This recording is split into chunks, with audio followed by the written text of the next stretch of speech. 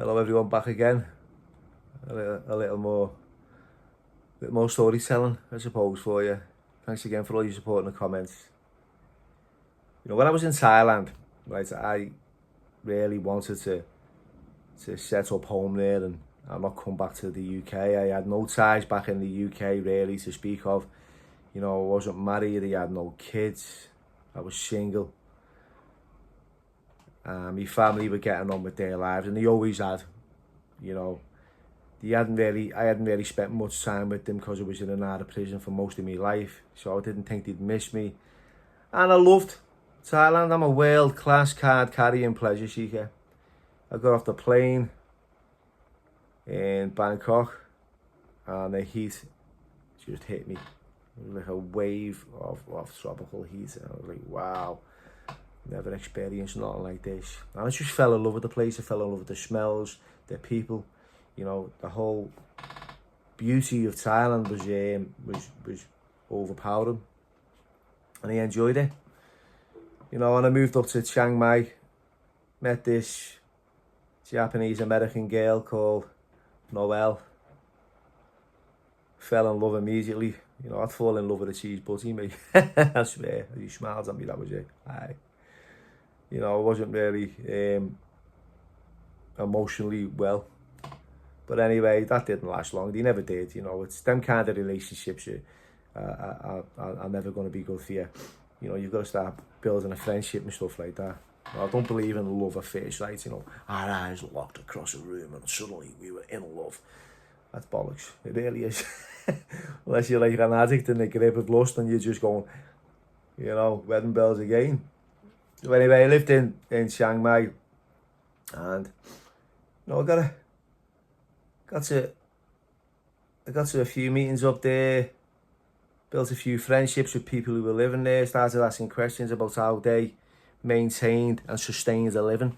Some of them were doing YouTube, some of them were doing like websites selling bits and bobs, some of them had a few quid tucked away and, you know, lived the dream out there. I had nothing really. I'd come from like a rehab into, you know, recovery in Bristol, spent 10 to 18 months in Bristol trying to make a few quid and get to get some money to go on this dream holiday, this backpacking holiday. 3 months we'd planned, me and my mate Ben. I don't know what Ben's up to now, but Ben, you know, he was 5 years clean and he'd been to Thailand before, and he told me what a great place it was to travel to, and he showed me the idea of going, and I went with him. We sort of fell out because we had different views, and his agenda and my motives were different for going, but that's okay. And I've set up in Chiang Mai, started boxing a little bit up there, enjoyed it. Got battered a few times when I got in the ring. My mate did say, don't get in the ring, they'll knock you out, they'll break your ribs. And the first fight, I got my ribs broke. And then I remember going back 6 weeks later after I'm meeting this Japanese bitch. Hey, Billy boy, I want you to go in this ring and I want you to kick ass. Kick ass. And I'm standing to impress her, you know. And my ribs broke again. You know, coming out and making out it was all right. But anyway, yeah, so the things you do for you know, love are absolutely insane, aren't they?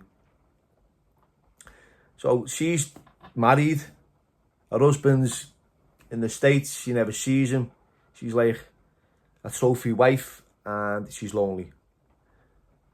Our relationship isn't sexual, it's everything else, so don't tease, but please. So, you know, she's quite attractive, and I felt really lucky and grateful to even be with her. That's the truth, because before then I'm with birds with no teeth, and I'll sleep with anyone. I'll sleep with the hunchback. I couldn't care less. I had no self-esteem. If you wanted me, you could have me. That's how bad it was, you know. I'd move in with a hobbit. Shit, I was. I'd be with a hobbit with like half a dozen kids. He'd call me dad, and he'd only be a couple of years younger than me. That's how it was for me. And, you know, sadly, that was down to how I felt about myself. You know, obviously I don't feel about that now, like that now. I've got a loving family, and, you know, I'm quite confident in a few areas in my life. But back then, I was on the floor. You know, you've got to remember, I've had decades of using and being inside. So it was all fresh and it was all new, and I was right out the wrapper. And that was it. Yeah. I will do anything for you. I'd sell me soul, you know. I'd travel to hell and walk on hot coals just to, you know, to get your approval. I'd settle for less. I'd leave myself on bricks. I'd sit there with the cap in hand, just, you know, just taking crumbs off you. It was sad. I was dead codependent. I was dead needy. You know, and I didn't know how to deal with it. I just didn't know how to cope with it. I just sort of let my emotions overwhelm me and take me to another place. Moving on, you know, with the desire to be in love with this girl and stay in Thailand, I thought I'll get a job. Yeah. So to get a job, you needed sort of a degree. So I bought a degree in Kosan Road, a bachelor's degree in criminology. I knew about crime. I had a good idea about what criminology was. I looked at this degree. It was a bad stamp on it and everything. You know, it was poorly documented. It was a bad forgery, to be fair. But I thought it'll pass. I took an online course at TEFL, teaching English as a foreign language. I've done that for a few months. Passed this course, gets a certificate, so I've got this degree as a backup, but this TEFL as a front. Puts a shirt on, a tie. Didn't know how to dress, seriously. I didn't put a shirt on in my life. I never even put a shirt on to go to court. So I had this shirt on and this tie. Goes to this interview. Got the job without even, you know, before I left. You know, you have the job. Oh, sad. Welcome to the All or Nothing. You got the job. Yeah. So I was like, okay, what do we do now? I was thinking, what do we do now? You know, I've asked a few of these youngs that were in the meetings, you know, who taught English but moved on. They said, you know, your lesson plans and all that, you got to get all this sorted out, Billy.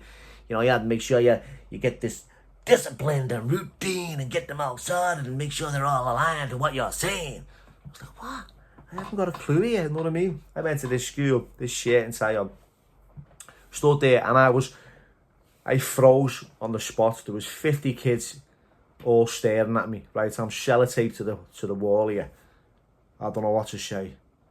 The first thing you hear was, "Good morning, teacher. How are you today?" I'm looking around for the teacher, and then I realised they're talking to me. I said, "I'm okay. How are you?" And then we just it went off, right? I didn't know how, you know, what to teach them. I just used to go.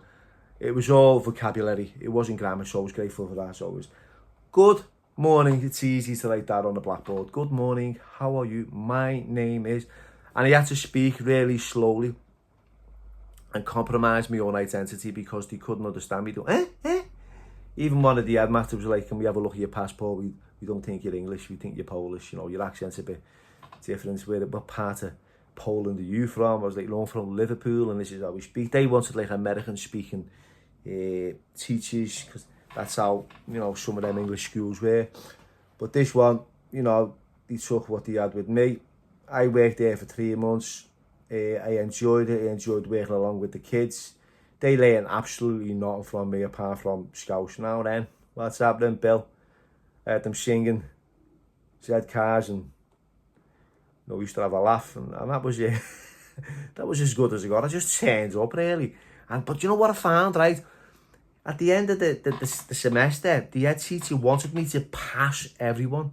You know, all their students, you just passed them. I was like, "Look, mate," you know, because I did a little bit of work with them on the vocabulary, and I could understand, like, some of them weren't really listening and taking a blind bit of notice. And, you know, I had a few favourites and a few people who were like snarlers.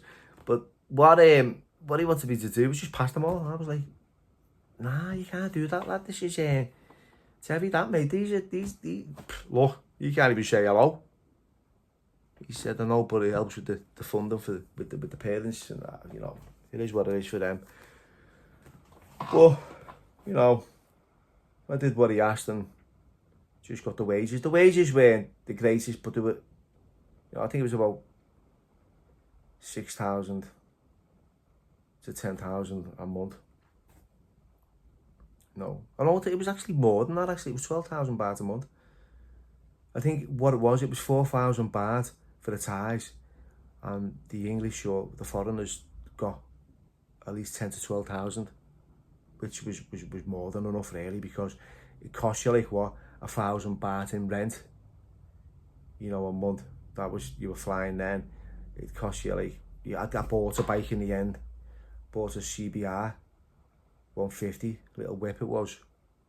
Paid I think 80,000 baht for that. It saved up and I was made up with it, brand new. Ended up getting that taken off me when I got arrested by the police. It was still on to me. One of the screws in Chiang Mai prison, Officer Prasip, bought it off me. You know, he didn't give me what I wanted, but I was grateful because I didn't think I was going to get anything. So that was a nice gesture from him. Yeah, but anyway, this school, yeah, I worked there for a few months, you know, and I started to my relapse started near the end of me the school year, and I couldn't focus, couldn't turn up for school, I couldn't, you know, be a benefit of service to the kids and not, and I wasn't shining on, and I was calling in sick, and you know, eventually they dismissed me, they moved me on. I didn't even go back, they didn't get me last wages. That was, you know, how bad it became. You know, like I said, I'd lost so much weight, I was that skinny, you know, looked like an anorexic panda. I really did.